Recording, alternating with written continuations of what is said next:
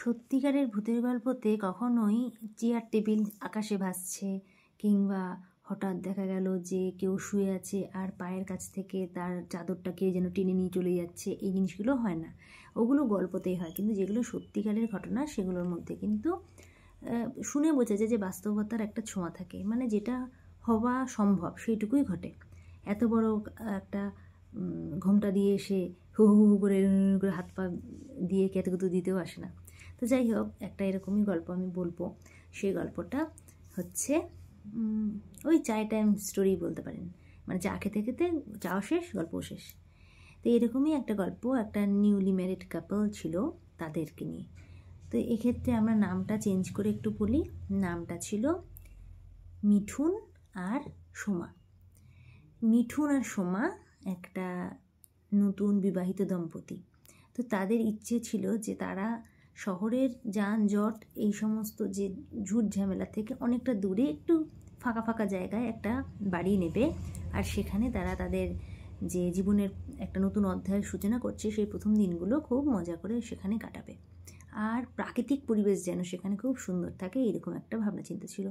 এরকম ভেবে সে খুঁজতে খুঁজতে খুঁজতে খুঁজতে দেখে যে একটু পুরনো বাড়ি যদিও, কিন্তু একদম তাদের যেন সেই স্বপ্নের বাড়ি, মানে সামনে প্রচুর গাছপালা, ফুলের গাছে ভর্তি, পেছন দিকে একটা সুন্দর একটা পুকুর, বাড়ির ঠিক পেছন দিকে একটা সুন্দর পুকুর, আর পুকুরের জলটাও একদম পরিষ্কার, পাড় বাঁধানো, যেন একেবারে ছবির মতো সব কিছু, চকচকে ঝকঝকে। পরিবেশও খুব ভালো, বাড়ির যে মালিক সেও খুব ভালো। সব কিছু দেখে শুনে তাদের কিন্তু খুব পছন্দ হলো। বাড়িটা পুরনো বলে বাড়িটার যে যে ডিজাইনগুলো, পুরনো বাড়িতে দেখেছো তোমরা যে কী সুন্দর ডিজাইন করা, আগেকার দিনের রাজাদের আমলের সেই বাড়িগুলো, তো ঠিক সেই রকম বড় বড় সেই কাঁচের জানলা দেওয়া ঘর, বড় বড় কাঁচের দরজা, তো খুব সুন্দর ওদের মনে হলো। আর এক কথা বাড়িটা পছন্দ করে নিল। চারপাশে শুধু পাখিদের কলকাকলি শোনা যাচ্ছে, আশপাশে বড় বড় গাছ রয়েছে, ভীষণ সুন্দর এলাকাটা। তো তখন তারা সেখানে থাকতে শুরু করলো। তো প্রথমে 2-1 দিন তো বেশ সুন্দরভাবে কাটছে, তো আস্তে আস্তে শীতও পড়ছে। তো ওরা ভাবলো যে শীতকাল তো চলেই আসছে, আমরা পুকুরটাতে গিয়ে একটু বেশ বসি। তো প্রায় দিনই ওরা কী করতো, যেদিন ছুটি থাকতো সেই দিন দুজনে মিলে, আর যেদিন ছুটি থাকতো না মিঠুনের সেদিন শুধু সোমা একাই ফ্লাস্কে করে কফি নিয়ে গিয়ে ওই পুকুর ধারে বসতো, আর সেখানে কফি খেতে খেতে যে প্রাকৃতিক শোভা সেগুলো অনুভব করতো। তো এমন একদিন মিঠুন একটু তাড়াতাড়ি চলে এসেছে, সেই দিন ওরা দুজন মিলে ওখানে বসে বসে কফি খাচ্ছিল। খাওয়ার পরে যখন ঘরে আসলো, দেখছি বেশ সুন্দর একটা ওয়েদার, ঠান্ডা ঠান্ডা লাগছে। তো ভাবলো কি যে আমরা তাহলে আজকে আর খুব বেশি, মানে দরজা জানলা বেশিক্ষণ খোলা রাখা যাবে না, যেন হাড়হিম হয়ে যাচ্ছে। তো দরজাগুলো ভালো করে লাগিয়ে একদম টাইট করে দিয়ে, সমস্ত দরজা জানলা সব ভালো করে টাইট করে লাগিয়ে দিয়ে ওরা ঘুমিয়ে পড়লো। তো হঠাৎই সোমা বলছে যে দেখো ঘরে তো কোথাও দরজা জানলা খোলা নেই, আবার ফ্যানও বন্ধ, কিন্তু পর্দাটা না নড়ছে, মানে পর্দাটা উড়ে উড়ে যাচ্ছে মনে হচ্ছে যেন। তো তখন ও কিন্তু ভালোভাবে দেখেছে। তো মিঠুন বলছে না না, এটা তোমার মনের ভুল, এটা এরকম কিছুই করছে না, এটা মনের ভুল। তো এরকম করে ওরা সোমা ভাবলো ঠিক আছে, হয়তো হতেও পারে, স্বপ্ন দেখেছি হয়তো। যখন দুজনে মিলে দেখলো তখন কিন্তু কোনো কিছুই ছিল না, ওখানে পর্দাটা নর্মাল ছিল। তখন আবার দুজনে ঘুমিয়ে পড়লো। পরের দিন সকালে উঠে সব ভুলে গিয়েছে। তারপরের দিন ওরকমভাবে দেখা গেছে যে যেমন ওরা বললাম পুকুরের ধারে গিয়ে বসে কফি খায়। তো সেদিন যেহেতু আবার মিঠুনের অফিস ছিল, তো মিঠুন চলে গিয়েছে, আর সোমা একা একা পুকুর পাড়ে বসে বেশ এনজয় করছে, কফি খাচ্ছে। হঠাৎ ওর মনে হলো যেন পায়ের কাছে, সিঁড়ির পায়ের কাছে কেউ বসলো এসে, মানে অনেকগুলো সিঁড়ি, তো একটা সিঁড়িতে সোমা বসে আছে, আর পায়ের কাছে যে সিঁড়িটা, সেই সিঁড়িটা বাদ দিয়ে তারপরের সিঁড়িটাতে যেন কেউ এসে বসলো। তখন সোমার না একটু কেমন যেন গাটা ছমছম করে উঠলো। ও কিছুক্ষণ ওখানে থেকে বুঝতে পারলো ওখানে থাকাটা ঠিক হবে না। বলাও যেন সত্যি, তো পাটা যদি কেউ টেনে নিয়ে চলে যায় এরকম তো একটা ভয় হয়, একা আছে। তো ও চলে গেল। আর যেহেতু বাড়ির মালিক বৃদ্ধ দম্পতি, সেই জন্য ওদেরকে চট করে ডাকলে ওরা দৌড়ে যে আসবে, হেল্প করতে পারবে এমনটাও নয়। তো সেই জন্য ওখান থেকে উঠে চলে গেল। এটাও মিঠুনকে বললো। মিঠুন বললো যে না না, তুমি ফালতু ভয় পাচ্ছ, তুমি একটা জিনিস একবার মাথায় তোমার ঢুকলে আর তুমি সেটা ভুলতে চাও না। তারপরে এমনি করে সোমাকে মিঠুন আর কি ভয়টা ভাঙালো। তার আবার কিছুদিন পরে দেখা যাচ্ছে এবার নীলের টার্ন। নীল তো এতদিন বলছিল সব ভ্রম, তোমার মনের ভুল, তুমি ভয় পাচ্ছ, হ্যান ত্যান। এবার নীল একদিন রাত্রে দেখছে যে কিসের যেন আওয়াজ। তো কান খাড়া করে বুঝতে পারছে যে বারান্দা দিয়ে কারোর জন্য হাঁটাচলা করছে।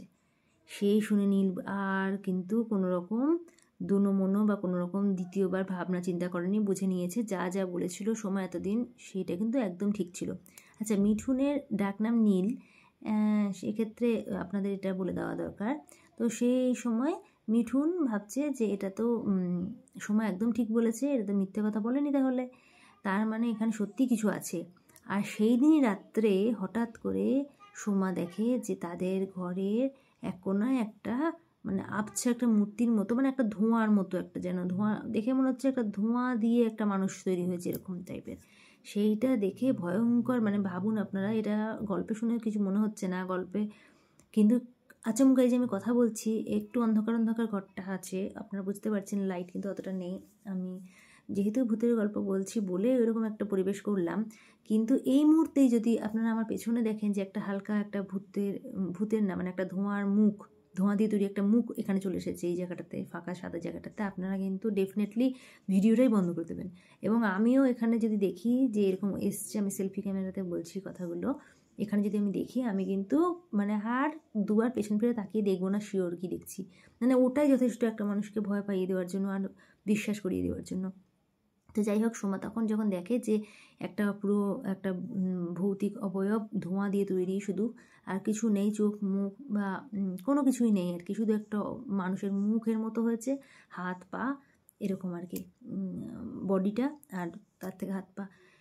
তো সেই দেখে সেটা না ছেলে না মেয়ে কিছুই বোঝা যায়নি, শুধু এরকম দেখে সে এক দৌড়ে মিঠুনকে ডাকতে যায়, কিন্তু যেতে গিয়ে ও মানে বুঝতে পারে ওটা আর ওখানে নেই, মানে এক নিমেষে ওটা হাওয়া হয়ে গিয়েছে। তখন প্রচণ্ড ভয় পেয়ে গিয়ে থরথর থরথর করে কাঁপতে শুরু করে সোমা, পরিষ্কারভাবে মিঠুনকে বোঝাতেও পারে না কি দেখে এলো। তারপরে নেক্সট দিন ওরা খুব তাড়াতাড়ি আশেপাশের যে লোকগুলো আছে, বাড়ির মালিককে বলেনি কারণ তারা তো হয়তো কিছু বলবে না, আশেপাশের কিছু লোকের কাছ থেকে তারা জানতে পারে যে ওই যে পুকুরটা ছিল, ওই পুকুরে একজন নারী মানে কিছুদিন হলো আর কি সেখানে ডুবে গিয়েছিল, কিন্তু তাকে কোথাও খুঁজে পাওয়া যায়নি। পরবর্তীকালে বাইরে থেকে, মানে এটাই যেহেতু একটু বললাম একটুখানি নিরিবিলি এলাকা, মানে একটু সাইডের এলাকা, তো ওই জন্য শহর থেকে কিছু মানে নাম করা যারা ডুবুরি, যারা অনেকক্ষণ এই ধরনের কাজ করতে পারে, অনেকক্ষণ ডুবে থাকতে পারে, সেরকম ডুবুরি নিয়ে এসে তন্ন তন্ন করে সেই নারীকে খোঁজাও হয়েছিল, কিন্তু তার কিন্তু কোনো ট্রেস মেলেনি। আর এইসব ঘটনা ঘটে গিয়েছিল ওরা এই বাড়িতে আসার অনেক আগে, মানে হয়তো 2-3 মাস আগে। তখন ওরা বুঝতে পারে যে আমরা খুব ভুল করে ফেলেছি, ভুল জায়গায় চলে এসেছি, আর এখানে থাকাটা ঠিক হবে না। তো সেই সময় ওরা সিদ্ধান্ত নেয় যে সেই দিনই ওরা কিন্তু বাড়ি ছেড়ে চলে যাবে। তো ওই নারীকে খুঁজে পাওয়া যায়নি, মানে আর হ্যাঁ, পুকুরটা যেহেতু অনেকটা গভীর সেই জন্য ওরা বাইরে থেকে ডুবুরিয়া নিয়েছিল। তো এরপরে ওরা আর কোনো কিছু ভাবনা চিন্তা না করে প্যাকিং করে নিয়ে সেই দিনই সেই বাড়ি ছেড়ে চলে যায়। এই ছিল একটা, আমার তো যথেষ্ট ভয়ঙ্কর মনে হয়েছে গল্পটা। আর আমি আগে নিজে কোনো দিনই ভূত বিশ্বাস করতাম না, কিন্তু খুব রিসেন্ট বলতে একটা হয়তো 2 বছর, প্রায় হয়তো 2 বছর হবে আগে আমি নিজে একটা জিনিস ফেস করেছি, কোনো সময় আপনাদেরকে সেটা বলবো। আমি বিশ্বাসই করতে পারছি না, আমি হাসছি, মজা করছি সবার সাথে, দেখ এরকম ঘটনা ঘটছে, এরকম ঘটনা ঘটছে, এরকম বলছি আমি, কিন্তু সেটা সত্যিকার যে একটা ঘটনা ছিল।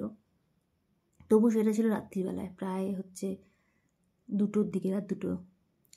আর একটা ঘটনা ঘটেছিল সেটা তো দিনে দুপুরে, আমি সেটা তো পুরো আমি আজ পর্যন্ত বুঝতে পারিনি ওটা কী হয়েছিল আমার সাথে, অদ্ভুত ব্যাপার। একদম দিনে দুপুরে রোদ ঝলমলে একটা দিন, সেই দিন আমি রোদের মধ্যে এরকম জিনিস একটা দেখতে পেলাম, পুরো মানে সানলাইটে যাকে বলে, এমন নয় যে ঘরের কোনায় কিছু একটা দেখলাম চোখে পড়লো না, এই দুটো জিনিস আমি আজও আমাকে ভাবায়।